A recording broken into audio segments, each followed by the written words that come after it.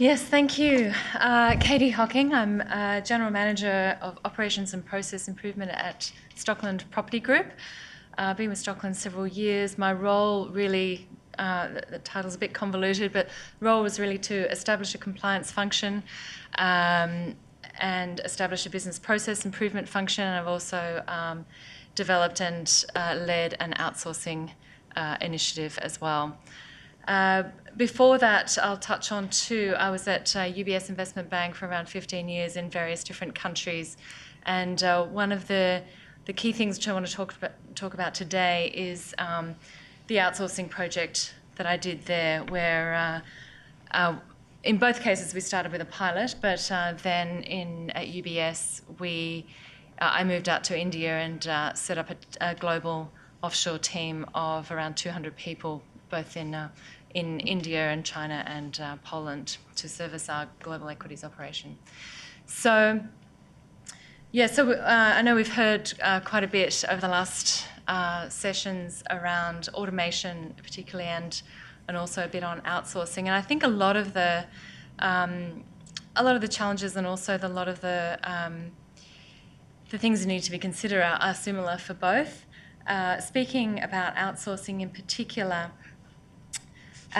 what we were trying to achieve in both cases was really some scale to establish really an engine for the organisations, an engine that would be able to handle activities which are repeated over and over, improve efficiency through documenting processes, through enabling things like cross-training and all sorts of much more sophisticated training to be able to reduce the impact of turnover of staff and ensuring that your intellectual property doesn't sort of leave the organisation and people aren't left not knowing what that person did and therefore how that process really worked. So there were some of the key benefits. Another one is agility and knowing that whether it's property cycles or financial cycles go up, the market goes up and down, and trying to avoid a wave of hiring people and then firing people when the market turns. You have an engine which you can sort of add to and reduce resources, and those resources can be redeployed for other clients. It also allowed us to have round-the-clock support. All right. Can I ask you if you could tell us about some of the experiences that you've had in the change process? How have, and I assume we're talking about lawyers, or are we talking more broadly? Well, I think it can be applied in all professions, really. Right. Well, so, what have been experiences not only for those who have been asked to change, but also those that have actually managed the process of change? Right. So in terms of managing the process of change, I think one of the biggest challenges people have had is leadership. And really, it's not just I think it's more than having just one person in the executive committee or elsewhere, behind it. Everybody needs to be behind it, because the moment you get others undermining the activities, then the project becomes a lot harder. Undermining by speaking out against it, or just not cooperating? Both. So it could be that passive undermining by just not cooperating. Generally, you'll find that they probably won't speak out against it because they'll be told to get on board pretty quickly. But that may not stop them from continuing to sort of speak quietly to their people about how they don't really believe in it, but we have to do it, sort of thing.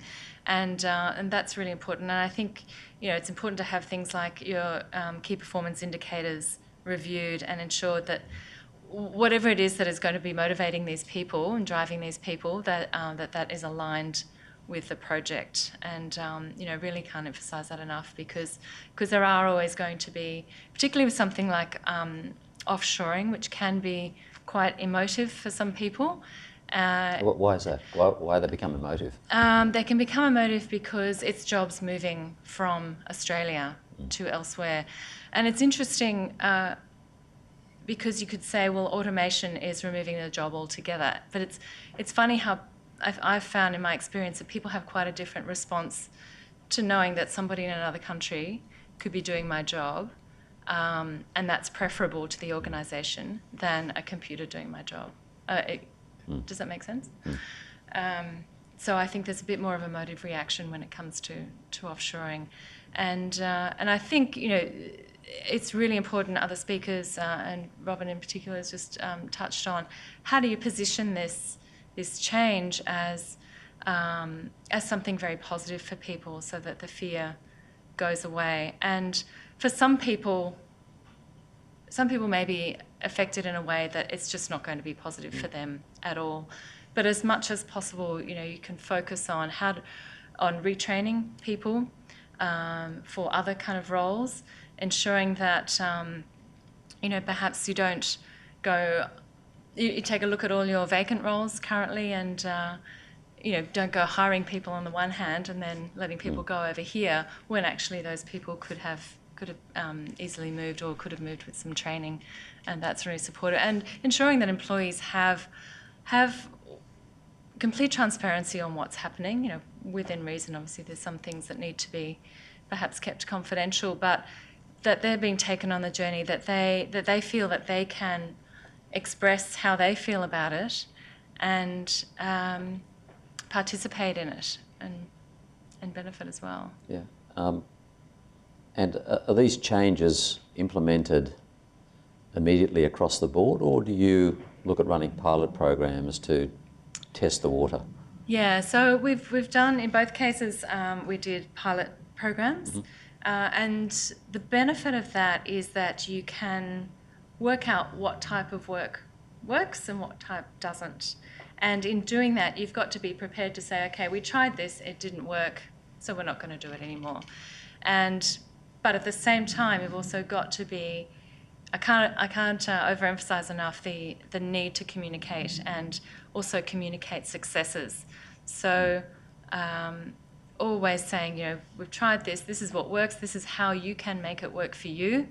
And, here are statistics to back up, to show what has actually improved in our business as a result of this. And that's really important, that concrete. And what drives the need for change? Is it a focus on the bottom line to improve efficiency, to improve profitability?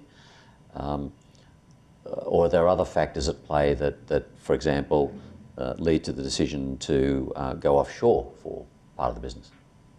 I think it can be a combination of things. I think in both cases that we did it, efficiency was a key, very much a key driver. But that in becoming more efficient and also reducing some cost, it then allowed us to hire more skilled people, say whether it's in Australia or wherever the onshore operations were, so that you're sort of changing the mix of people in your organisation in that sense. Yep. So, yeah. Okay. Katie, can I ask a question about the piloting Yes. of change as opposed to blanket implementation? Yeah. In my workplace, we are experimenting with workspaces, transitioning between closed doors to open plan or a combination. And very quickly it was determined that piloting might be a better option, a cheaper option, firstly, but also the resistance to change was so overwhelming that I guess cooler heads prevailed and they went for the pilot. In terms of of law firms, whether they be in-house or private practitioners or government or commercial, in terms of piloting, what's your experience in terms of how big or small the pilot should be? You've already mentioned the communication being essential, but in terms of the piloting, what are